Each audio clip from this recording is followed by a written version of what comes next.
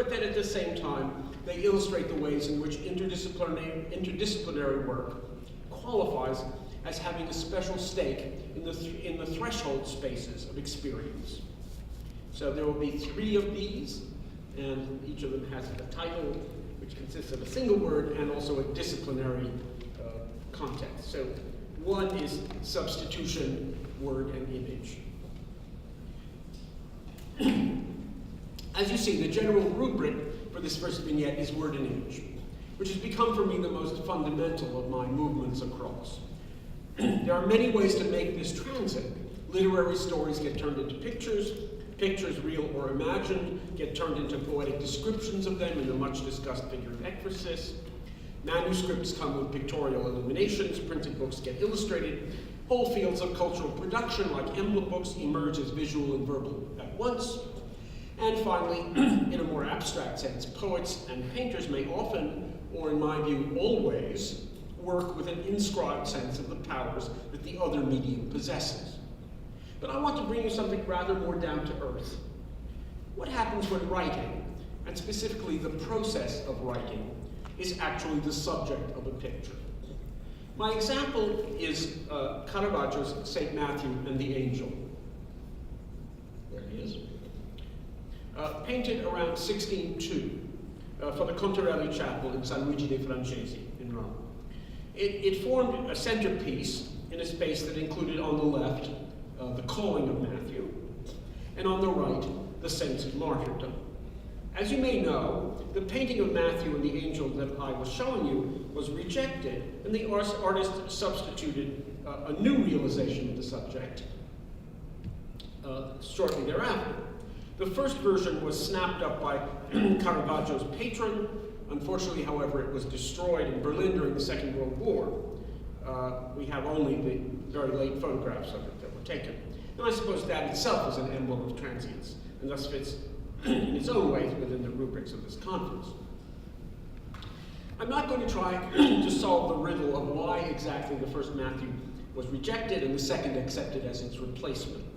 Since our documentation of this rejection is quite sketchy, involving only some reference to the position of the legs, I want to set aside the, look at the two of them together. I want to set aside the matter of Counter-Reformation theology, which, so far as I know, didn't focus especially on jutting out legs, and rather to say that whatever the process by which Matthew 2 got exchanged for Matthew 1, the central artistic exercise for Caravaggio here was about the visual depiction of writing. Let us then look at these two canvases as what one might call changeling operations. Perhaps as in Middleton's play of that name, the word has almost too many meanings here. What it means to me, principally, is that a painter is venturing into a world in which a different kind of inscription is produced. That is, words on paper rather than oil on canvas. Of course, as soon as one says this, one must remark that they aren't that different. We who have passed through the age of mechanical reproduction into the age of digital reproduction may need to be reminded just how similar the physical acts of writing and drawing were in pre-modern times, which is the subject exactly of my Michelangelo book, available at your neighborhood bookstore. And in this case, the partial homology should serve to help us recall that the physical production of the Gospel of Matthew, which is what's going on in these pictures, ought to come quite close to home for an artist who spends hours each day with a stylus and a tablet. But before Caravaggio ever gets to Matthew, it's a subject that is almost overdetermined in its relation to writing. His, after all, is the first gospel, and its beginning, which is exactly what appears in Caravaggio's Hebrew text, I'll get back to that, with Jesus' genealogy, clearly signals an opening. Matthew was said to have composed the gospel, quite specifically, with his own hand, a writerly detail lacking in regard to the other evangelists. And in fact, his name was construed as a combination of manus and theos, hand, God. Nor is it a surprise that Caravaggio's basic iconographical traits in the picture conform to past practice. A book, that's Orkana, a pen, this is Titian, an assisting angel, this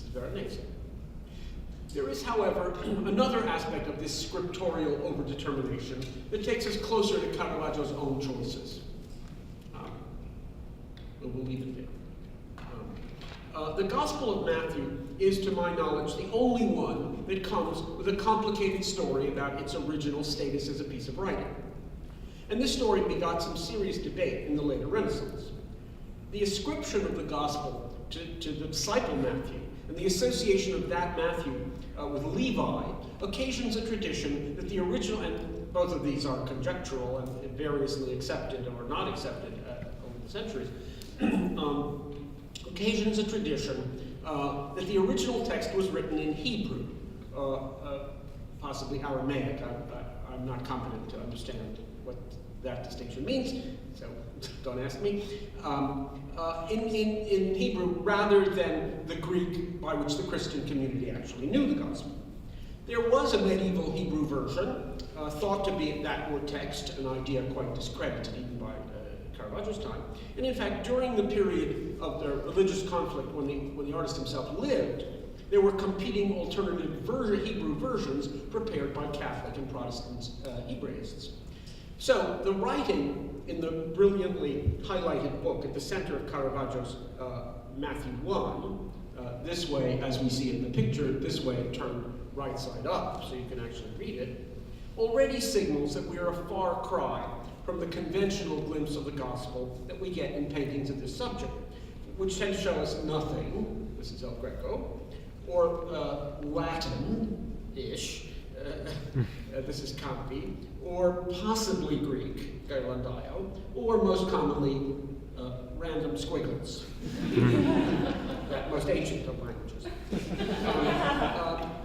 In fact, I can find no prior example in which Matthew's writing appears in Hebrew at all, and hardly any at any time. And it's not merely Hebrew-esque or Hebrew-light, like many a piece of pseudo-epigraphy.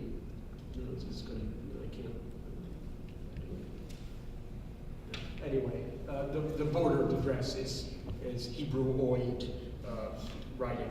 Like many a piece of pseudo-epigraphy that appears in Renaissance image making, it is in fact, and here I rely on expert testimony since my parents didn't believe in sending me to bar mitzvah training school, it is in fact super perfect, elegant, beautifully proportioned Hebrew calligraphy, such as would have been delivered by the work, whether in manuscript or print, of the most up-to-date early 17th century study. It's noteworthy in the first place that Caravaggio could produce this writing, since he does not seem to have lived in a hotbed of Hebraism. After all, it's one thing for Rembrandt, who lived in Amsterdam's equivalent of Great Neck, to have so handsome, back to a local joke, which has House of Leonard or something like that, where bar mitzvahs take place. Anyway, that's the place for Rembrandt. It's one thing for him to have so perfectly inscribed Mene Mene Tekel Upharsin in Belshazzar's feast, and quite another for Caravaggio in Counter-Reformation Rome to work in that vein. Note, of course, that despite the advantages that came from his association with Jews, Rembrandt, perhaps addled by the sense that Hebrew characters appeared in a funny order, actually wrote them, there it is, actually wrote them up and down, for which there is no canonical reason. We should note as well that when he paints Matthew and the angel, the text in the book is not decipherable at all.